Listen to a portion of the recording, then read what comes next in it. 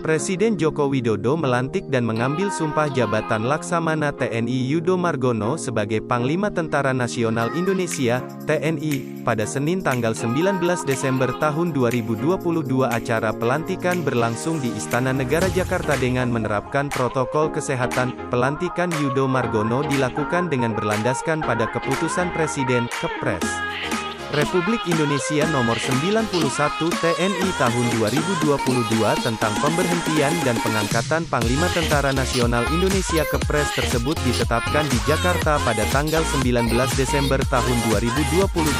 Lantas kira-kira berapa penghasilan Laksamana Yudo Margono setelah menjabat sebagai Panglima TNI? Terkait gaji dari orang nomor 1 di TNI ini, sebenarnya dapat dilihat pada Peraturan Pemerintah Nomor 16/2019 tentang perubahan ke-12 atas PP 28/2001 tentang Peraturan Gaji Anggota Tentara Nasional Indonesia.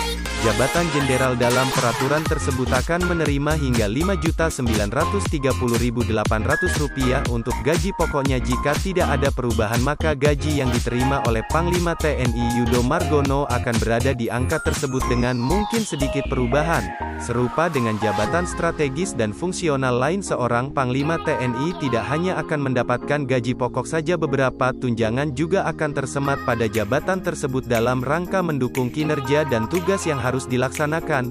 Aturan ini tercantum dalam Peraturan Presiden Nomor 102/2018 tentang tunjangan kinerja pegawai di lingkungan Tentara Nasional Indonesia. Pada pasal 6 peraturan tersebut disebutkan demikian: Panglima Tentara Nasional Indonesia yang mengepalai dan memimpin Tentara Nasional Indonesia diberikan tunjangan kinerja sebesar 150%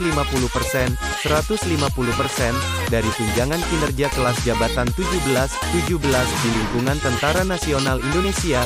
Kemudian pada lampiran regulasi tersebut disebutkan bahwa kelas jabatan 17 akan menerima tunjangan kinerja sebesar Rp29.085.000. Jika dihitung maka tunjangan kinerja yang akan diterima seorang Panglima TNI adalah sebesar Rp43.267.500.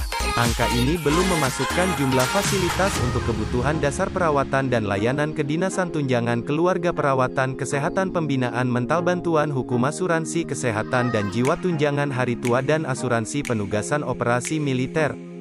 Uptime sama dengan 0.4s, lebih besar dari semua tercantum lengkap dalam pasal 50 UU Nomor 34/2004 atau dikenal dengan UU TNI.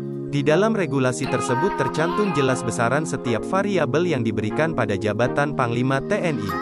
Jika tidak mengalami perubahan signifikan, maka gaji Panglima TNI yang diterima Jenderal Purnawirawan Andika Perkasa dan Jenderal Yudo Margono tidak akan berbeda jauh.